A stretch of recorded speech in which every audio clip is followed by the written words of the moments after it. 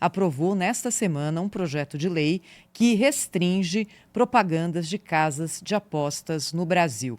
O que diz esse texto? Que ainda vai para a Câmara, mas já passou pelo Senado. Atletas em atividade, atores, comunicadores e influenciadores ficam impedidos de fazer publicidade para as chamadas bets. O projeto de lei prevê ainda a veiculação de frases sobre os malefícios do vício, além de determinar o horário em que peças publicitárias podem ser veiculadas, e esse texto segue agora para a Câmara dos Deputados. Isso tem preocupado muito aqueles que são financiados pelas empresas que há alguns anos atuam legalmente no Brasil. Nós tivemos a regulamentação recente para que esse setor pudesse operar. Sobre esse assunto, então, a gente vai conversar agora com o Alessandro Valente. Ele é empresário, ele é cofundador do Bsiga Américas, um evento gigante de iGaming, é o maior do Brasil, e apostas esportivas do Brasil e da América Latina, porque o que a gente queria era ter uma ideia do funcionamento do setor, de quanto ele representa hoje no financiamento dos clubes esportivos e o que pode acontecer caso esse projeto seja aprovado dessa forma na Câmara dos Deputados. Bom dia, seja muito bem-vindo. Queria começar então por esse lado da história. Bom dia, Thaís. Bom dia, Cláudio, Sônia. É verdade que a gente precisa sempre olhar para que a gente tenha um futuro mais justo para todos os lados, tanto o setor que precisa ter a sua segurança jurídica, mas também o consumidor, né? Então, eu acho que o esforço do Senado tem sido muito importante através de várias ações, inclusive a própria CPI das bets, assim chamado por eles, mas tem coisa que acaba sendo um pouco exagerada, né? Doutor Alessandro, muito bom dia, bem-vindo aqui ao nosso programa. A impressão que deu, o que dá, né, nesse projeto aprovado, até tratamos disso aqui ontem, aprovado no Senado e vai para a Câmara, etc., que proíbe celebridades, de uma maneira geral, de fazerem propaganda de bets, né? Mas aí começa a fazer as exceções. Aí, olha, se for um ex-jogador de futebol, esse pode, né? Ainda que seja famoso, ainda que seja uma celebridade. E assim, é tudo muito estranho, porque me parece que essa lei foge àquele princípio constitucional, aliás, universal, inclusive, né, da impessoalidade nas leis, né? Ou seja, eles começam a discriminar pessoas, uma lei que discrimina pessoas. Por aí já é uma coisa estranha. E tem a questão também da insegurança jurídica. Muito recentemente, essa atividade foi regulamentada. Está todo mundo ali, enfim, sob controle, digamos assim, dessa regulamentação. Como é possível, como é que eu diria, por outra, eu tenho a impressão de que isso não resiste a uma ação direta de inconstitucionalidade, por exemplo. Como enfrentar uma situação como essa? Porque o parlamento está lacrando sobre esse assunto e é possível que um governo que está numa situação periclitante como o atual, o presidente também acabe sancionando por pura lacração, né? Como é possível enfrentar essa situação? É de fato preocupante, né? Não é só a gente, como você bem disse, né? Tem a questão da inconstitucionalidade, que eu nem vou entrar no mérito, mas tem o bom senso, né? O atleta na ativa, né? O futebol e todos os outros esportes que hoje vêm se beneficiando. Então imagine o seguinte, a situação é de que um clube de futebol recebe seu patrocínio e tudo bem, ele é distribuído ali, paga os salários e tudo mais. E quando a gente se refere a um esporte praticado como tênis, ou tantos outros, né, que é um indivíduo contra o outro, ou dois no máximo, essas novas modalidades, então elas acabam também sendo muito prejudicadas. E eu acho que o governo, apesar de fazer todo esse esforço, que eu acredito que tenha um bom senso, às vezes, em tentar fazer algo em prol, né, da sociedade, acaba exagerando mesmo. Então, e perde um pouco do que deveria ser feito, que é o mais importante, é a educação, é a conscientização da população, do consumidor, levar para essas pessoas o que deve ser feito, jogo responsável, consciente, porque o jogo ele pode ser um entretenimento, ele pode ser divertido, se jogado com moderação. Alessandro, prazer estar falando contigo ao vivo no Jornal Gente. Você tem décadas de experiência no mercado digital e chegou a declarar que toda CPI é bem-vinda, mas que está cansado de comentários jocosos. Queria que você colocasse aqui para a gente o que você quis dizer com isso, o que são esses comentários jocosos e de que forma as CPIs poderiam, enfim, contribuir para que, enfim, a verdade desse mercado venha à tona. Nós tivemos aí um espetáculo, senador fazendo selfie, fazendo vídeo para a família, com convidado, né, da CPI. Nós tivemos cenas aí que não foram muito sérias. Eu acho que o assunto ele precisa ser tratado com seriedade e isso não é legal. Então nós tivemos algumas cenas realmente. Outra coisa muito pesada foi esse negócio de tigrinho para cá, tigrinho para lá. Tigrinho é só um dos jogos de tantos os milhares de jogos. É apenas um tema, é apenas um símbolo lá, mais um de tantos. E fica focando nesse negócio, você é o dono do tigrinho, você é não sei o que do tigrinho. Então, assim, são comentários realmente que não agregam muito. E isso cai muito mal, inclusive, na indústria, porque a gente precisa ter um Senado, um Congresso, enfim, que entenda um pouco mais, não precisa profundamente, claro, entender, né? Mas precisa ter um pouco mais de conhecimento a respeito. E não são todos os senadores que parece que fizeram o seu trabalho de casa e pesquisar a respeito do mercado. Mas, enfim, eu acho que esse termo jocoso caiu muito bem porque todo mundo pensou que aquilo ali parecia um teatro, né? Alessandro, deixa eu aproveitar que você está aqui conosco. Eu acho que se há um desconhecimento no parlamento sobre esse setor das bets, o desconhecimento se estende para a maior parte da sociedade, né? Então, eu queria que você contasse para a gente hoje números do setor. Quanto movimenta esse setor? Quantos players existem? O que se gera em relação a emprego? E o que você acha que ainda é possível avançar na regulamentação dessa área de apostas no Brasil? Veja que interessante. Nós temos aí o mercado regulamentado, regulado desde 1º de janeiro, poucos números sendo divulgados pelo governo, então a gente fica muito aquém de estimativas ainda, apesar de termos todos esses operadores, ou essas empresas, as chamadas BETs, né, reportando em tempo real, praticamente minuto a minuto, tudo o que acontece em suas operações. E o governo pouco reporta isso para a sociedade, e inclusive durante o evento que nós realizamos aqui em São Paulo, a expectativa era enorme de receber essas informações fresquinhas, né, porque já era passado o 1º trimestre e não tivemos nada disso. Então realmente lamentável. Então as estimativas que nós temos, elas são bem expressivas de volume de negócio, ainda com todos os impostos e, enfim, toda a carga tributária que tem em cima agora das bets, o lucro e a margem ficou pequenininha. Mas o volume de negócios é na casa de alguns bilhões, né? E o mais preocupante nem é isso. O mais preocupante são os piratas, né? Esses sim, que a CPI e o governo não está conseguindo nem chegar perto.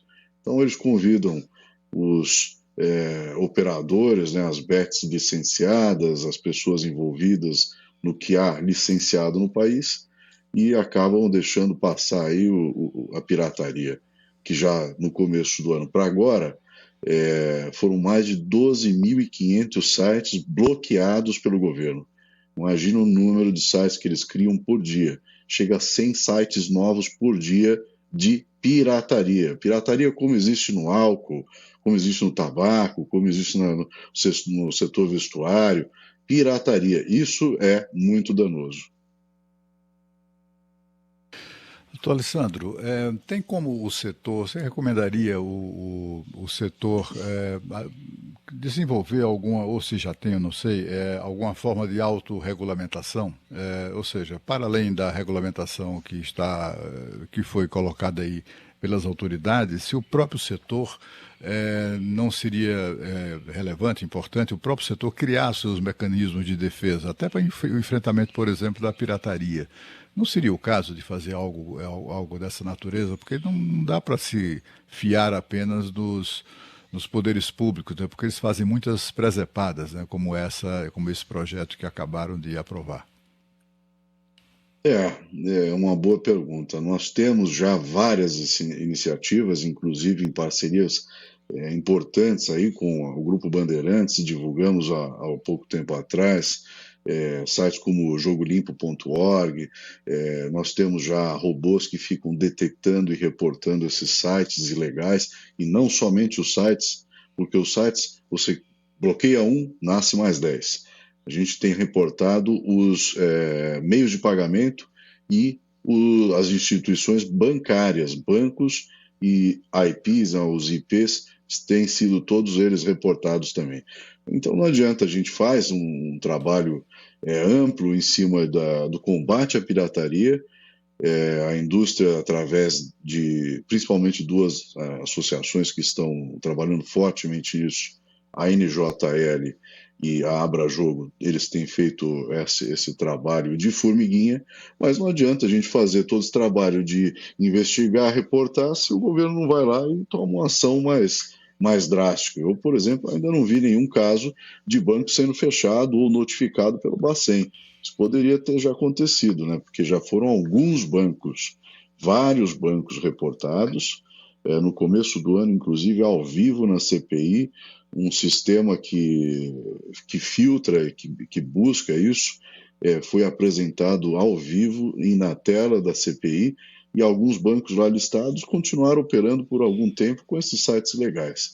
Então a gente faz o trabalho dentro do possível, contra a pirataria, contra a fraude no esporte, isso é feito também, assim como outras atividades relevantes, como o combate também à ludopatia, que é o vício no jogo. Alessandro, falando um pouquinho aqui da realidade da Europa, aqui na França, nos outros países do continente, existe apoio, existe geração de empregos, investimentos, abatimento de impostos, enfim, todo tipo de incentivo, porque é um mercado e principalmente quando a gente fala de geração de empregos, é algo muito importante. O que fazer para que o Brasil entre assim de forma positiva nesse mercado, para que, enfim, todas as dúvidas sejam dissipadas e que realmente isso tenha um ganho mesmo para a população em termos de trabalho, de crescimento da economia? Claro, essa é uma boa referência, tanto a França como outros países, né? Eu gosto muito do modelo do Reino Unido, que sempre tomaram à frente os próprios empresários e se autorregulamentaram, e assim vieram as leis após a regulamentação que eles mesmos praticavam. É verdade que lá o OAI, na França também, uma excelente iniciativa, acaba trazendo o jogo para uma realidade mais responsável, né? A França restringiu um pouco mais durante a pandemia e tudo mais. O Reino Unido também impôs regras mais duras, severas mesmo, durante a pandemia, depois acabou afrouxando ou voltando próximo do que era. Mas são iniciativas que a gente poderia, obviamente, se espelhar ou levar, pelo menos como referência, afinal, se está dando certo em algum lugar, pode ser que dê outro, né, também, né? Eu sei que existem as diferenças culturais e a gente tem uma série de barreiras aí que precisam ser, enfim, enfrentadas, mas é uma referência interessante, o modelo já praticado na Europa, em alguns estados americanos também. Eu acho que é importante a gente dar uma olhada para o que está acontecendo, e o governo, pelo menos a secretaria, através do secretário Regis Dudena, eles têm feito um trabalho relativamente bom, que é muita coisa para cima de uma pequena secretaria. Eu acho que deveríamos já ter uma agência nacional cuidando disso devido ao volume, né?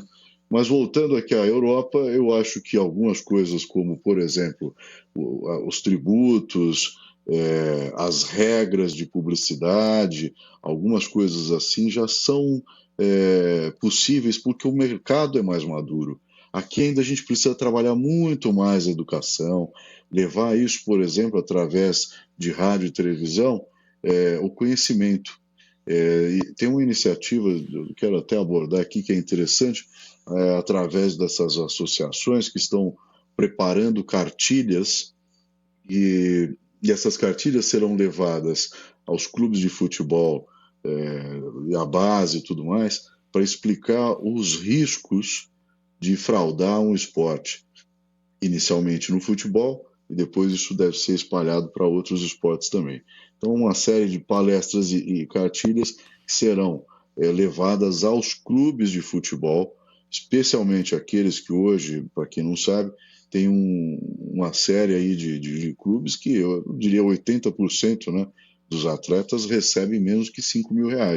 Esses estão bem propensos a serem corrompidos. Então a gente vem fazendo esse trabalho também que vai levar um pouco mais de conhecimento. Alessandro, para a gente fechar aqui a nossa conversa, nós começamos falando sobre a notícia desse setor da semana, que é a aprovação no Senado de um projeto que restringe a possibilidade de publicidade das bets. Vai agora para a Câmara. Queria te perguntar, você acha que isso passa desse jeito na Câmara? E, se passar desse jeito, qual que é a consequência para o setor? Eu acho que não passa porque a Câmara tem uma visão um pouco mais em prol da sociedade em geral, é um negócio um pouco mais amplo. O Senado tem essa CPI que tem feito um pouco mais de teatro e tudo mais, enfim, com exceção de alguns senadores que eu tenho visto e admiro o trabalho, pesquisa mesmo, alguns ali, coitado, estão boiando, como dizem, né, infelizmente. Pode ser que algumas dessas propostas, né, que estão ali no que o Senado votou, acabem passando. Uma coisa ou outra pode ser que faça sentido, né? Eu acho que a gente precisa olhar para isso daí como um todo. É muito cedo para começar já a colocar limite a algo que começou agora. O governo mal regulamentou e já está colocando mais regras. Daqui a pouco vão querer aumentar os impostos que já são altíssimos. Então não adianta querer liberar um negócio, legalizar, regulamentar e tornar a atividade proibitiva de forma econômica, ou tornar ela economicamente inviável, né? Então tem que tomar muito cuidado para não fazer isso e acabar impulsionando aqueles sites ou aquelas empresas que estão operando de forma pirata no Brasil, que é isso que vai acontecer. Se não tomarmos cuidado com a quantidade de regras, e aí a gente vai ver o reflexo disso nas empresas que estão, ou nos piratas, né, nos criminosos contraventores que estão aí operando com mais de 100 novos sites por semana, por dia criados, 12.500 sites já bloqueados no Brasil desde o começo do ano. Então imagino que isso vai impulsionar essa gente aí do crime organizado, né? Agradecer Alessandro, então. Vai, Cláudio. eu tenho uma pergunta final, assim, de minha Claro. parte, que é sobre números, os números da atividade no Brasil, né? Isso envolve quantas pessoas, quantos empregos são gerados, direta ou indiretamente. A gente percebe, por exemplo, a presença muito forte das bets no futebol, né? É o principal patrocinador do campeonato nacional, né, do Brasileirão, é o principal patrocinador de diversos clubes de futebol, como acontece no mundo inteiro, né? Você chega na Europa, por exemplo, é só acompanhar, e eu faço isso, né, na Premier League, no campeonato italiano, no francês, etc. Os patrocinadores estão ali, as empresas bets apoiando fortemente. No Brasil, o senhor poderia nos dar esses números? No Brasil, e uma pincelada aí sobre o que acontece, por exemplo, na Europa, do ponto de vista do alcance, né, social dessa atividade?